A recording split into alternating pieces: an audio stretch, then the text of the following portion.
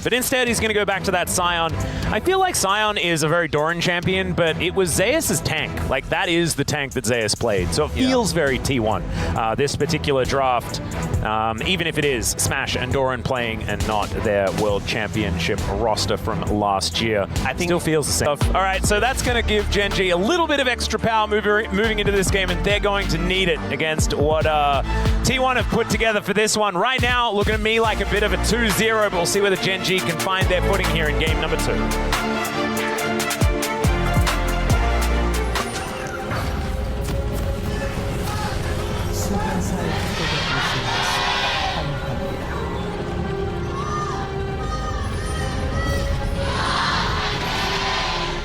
All right, the eruption of the T1 fans coming in. And it looks like that's the strategy they're going for. Maybe the friend of the friend thing. Oh, maybe God. It happened. Yep, because Doran's still here. Teleport is immediately going to be invested by Keen. T1 still looking for it, though. It's going to be a 4 versus 3. Is the knockup going to be interrupted? Doran already tanking, but he's okay with doing that. They take first blood, and now Keen trying to get what he can done. Corea still chasing after Keen. Duro left on his own underneath this turret. The rest of T1 holding on to the minion wave. And if Duro's picking up these minions, it still feels pretty good here for T1. As Canyon moving into the enemy jungle, trying to make the most of a bad situation. You see, great hold of the wave. Oh no, he's in his own jungle, never mind. Feels like the enemy jungle with what they've been doing. As all right, Ruler running on over. They do have information as there's the flash. It doesn't really get much done. Grand Entrance going to still knock up Corea, who has to flash away. No turret ramp available, so he's going to be all right. So in the end, 1-for-1, first blood going over to T1, but that doesn't matter anymore as much outside of the gold that they picked up. You can see that ultimately it had its desired effect in terms of putting a lead between the AD carries, but Gen G had a really good response. The immediate TP from Keen, they smelled something was up, they expected this, able to mitigate what the dive could have been. Yes, Ruler still goes down, yes, he does miss a fair bit of farm, but this could have been so much worse. And you see the strategy, Doran is like, right, I'm going to take aggro first. Doesn't get the full charge Q because Duro's had to interrupt. He just doesn't care about dying. They managed to kill Ruler. And then they were trying to look for an angle with the passive, but Keen just walks out of turret and they don't really have anything to follow him right now. In hindsight, maybe if they'd gone for Duro, it could be better. It's hard to say. They kind of lost the momentum there, but it was... The initial dive obviously was the desired effect, but Gen G done a great job of responding, and now they have a lead in the top side, and Ruler is starting to catch up. Especially he was able to hold the wave a little bit there, and now we've kind of returned to the swap, which we thought T1 would go for in the first place. Well, we got a teleport in from Chovy. Will make his way over. Faker still at 300 health, just looking for a little bit of a better back timing, I guess. Right now, pretty decent wave position for the Silas. We have to remember that as far as Xayah players are concerned, Ruler is relatively good. I hear he's got a skin on the champion and stuff like that. That being said, he was playing the Xayah at a period of time where she was pretty busted. That was basically Xayah Kai'Sa every game, wasn't it? Yeah, pretty much. Not quite in that level now as she was before, but did get some nice AD carry item change as I'm saying that. Big just got back to lane. Yeah, not having a fun time. I feel like it's one of those things where when you're into the Silas as someone like Azir, you lose the trade so badly, and then you try to make up for it afterwards. Oh, the flash actually has to be invested. Chovy taking a turret shot, but still feeling okay in the lane. But now no flash, no teleport, and no real way to get back into this lane. So even though the CS right now is against, there was this AD carry, I don't know if you know him, he was in the LPL for a while. Wasn't the LCK at first.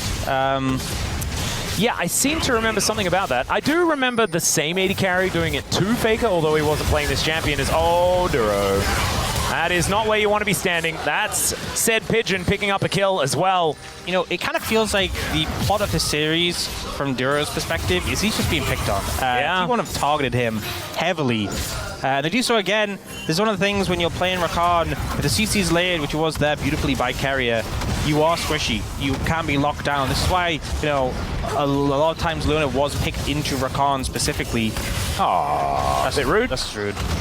Well, at least he doesn't have Turtle Port anymore. Does upgrade that to an actual teleport, so that means that at least he'll be able to get to lane relatively fast. But instead, he elects to stick around for another wave. And Duro, wanders up on a ward, and sometimes you're just not allowed to do that. Corea does the ER combo, where when they're still rooted by E, you get the ult down. Just beautifully done. Leaves no time for you to sort of Because when you E and then go for the Q, sometimes you can't get W in time. Yep. This leaves no opportunity for that. And Juro doesn't have make treads or anything yet, so... And you still get to Q afterwards. Still get a Q afterwards. It's like so much. Same duration. All right, Emperor's Divide! It's all over the place. Is now chovy looking to try and make his way out of underneath the turret. Carrier turns up. Duro's here as well. That might give chovy the opportunity to get in there. Faker once again has to flash.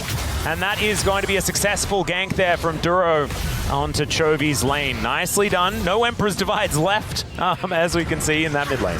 Very funny moment. It kind of feels like in an anime or something when they just use the exact same move. Yeah, exactly. Equal impact, but good moves from Duro there to punish Faker afterwards and get that summoner spell. And now really looking for Smash. Yep, Carrier is here.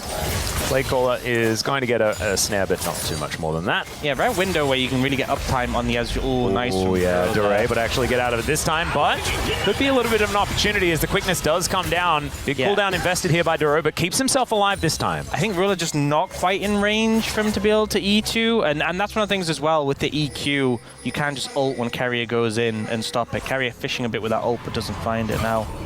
Yep, so chovy, actually going to get a stop onto Carrier's recall. Duro in position as well as now Keen moving over Carrier. I think he knows that he's not going to stand too much of a chance here as the ulti is going to be invested in Keen. Going to pay a visit to the Leona. It takes a little bit of time, but he gets there in the end as now Faker with no flash having to deal with chovy. There's no ulti there as well. All he can do is try and shift some sands, but these sand soldiers are doing so much work. The chain lash not going to connect, and finally some buttons come off cooldown, and chovy finishes off the pigeon. Solo kill for the man in the mid lane for Gen G. Solo lane is coming up big for Gen G. Chovy kind of waiting for cooldowns there. It was a little bit awkward. Yeah, it felt a little bit like there was maybe a chance. But he's like, give me a second, give me a second.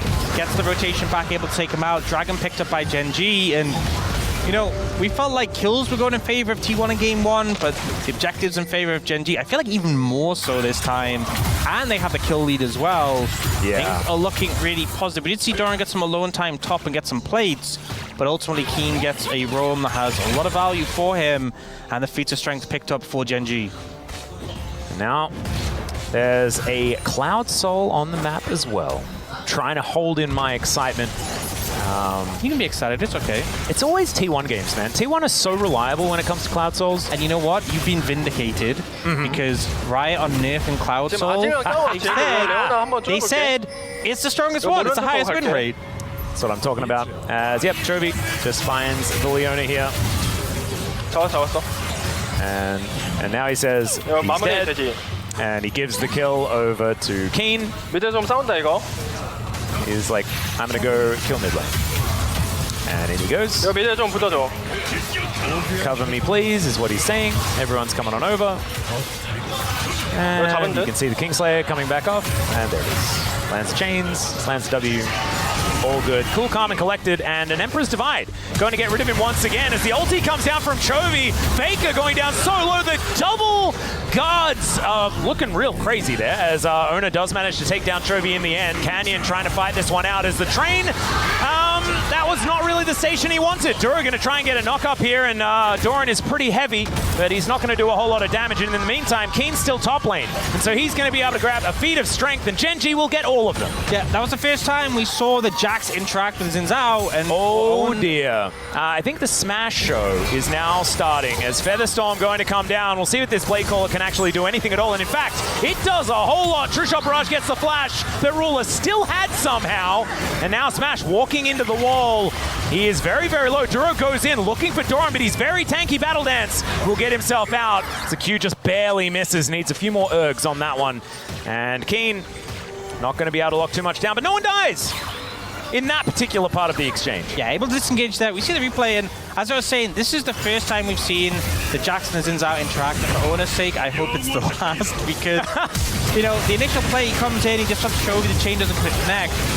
But there's just nothing he can do. Ona's like, okay, Sion's coming, I can go back in, and Canyon just presses E and then just bonks him. And oh man, not much you can do. And it's so easy to play it into as well. You see Audacious charge, and then you're like, oh, I guess I press E now. Yeah. And then he can't do anything. He can't even get out. I mean, so look what he's doing. It gets done. The thing is, yeah, this is back to live. And okay, ulti coming on down there as Canyon is going lower and lower. The Azir certainly takes care of him. And so Canyon maybe not as immortal as we thought. It's Emperor's Divide going to connect. Faker thrown back towards Ruler is now chovy. 1 versus 3. Great knock up there from Duro as the Emperor's Divide almost manages to get this one done. But oh my god, Smash able to get out the DPS and they win the fight.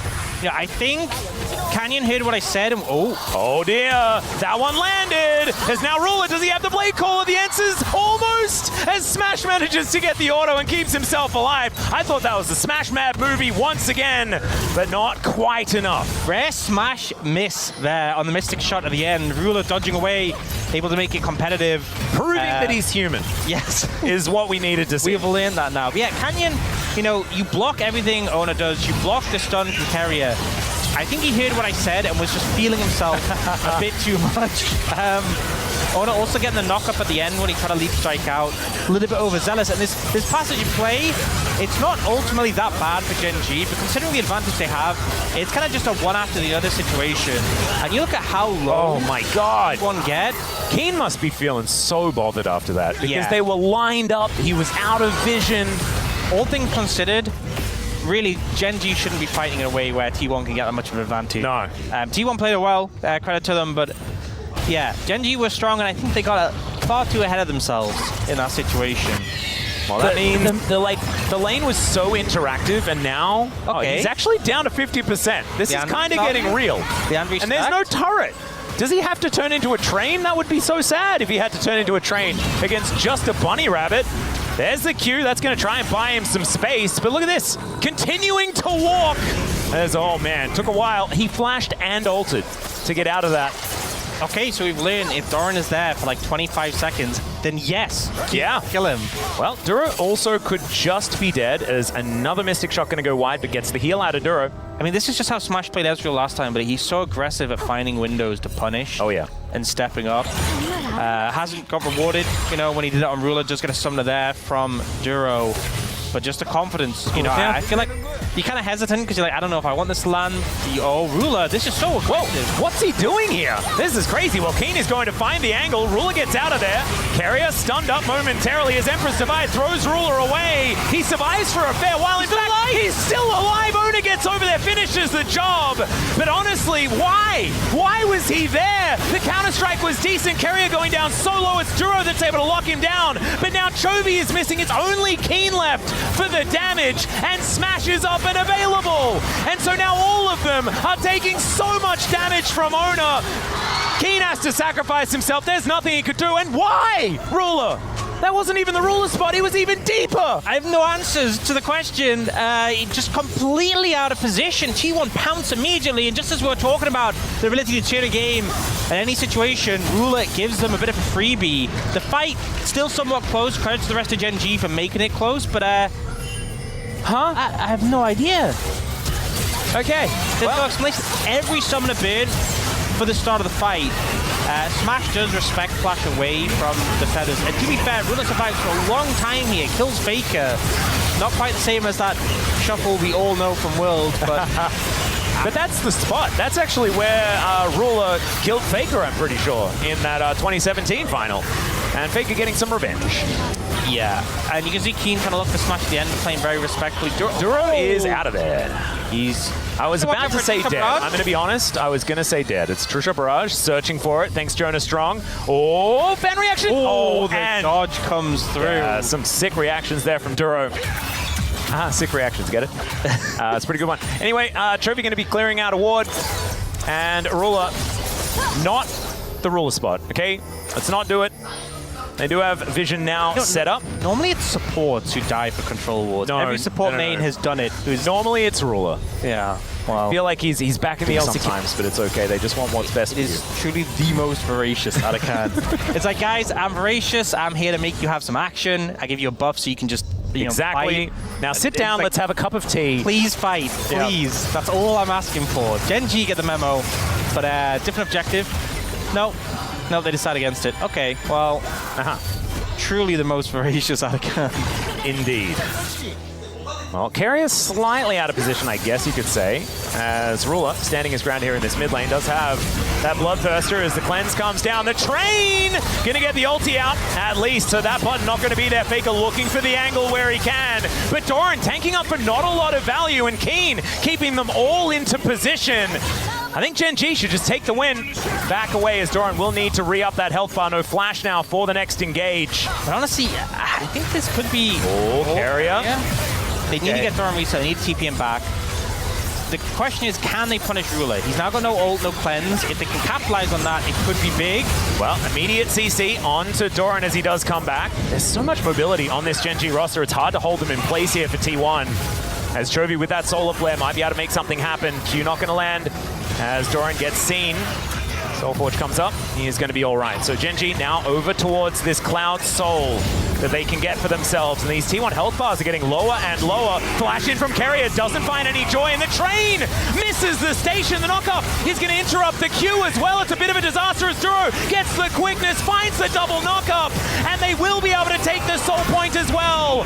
Chovy finding some dash cannon value is now Keen dashing forward. Ona taken down solo as Canyon, darting in and out of the fight. They lose no one. Doran goes down, they get the soul, and the value's there for Gen G.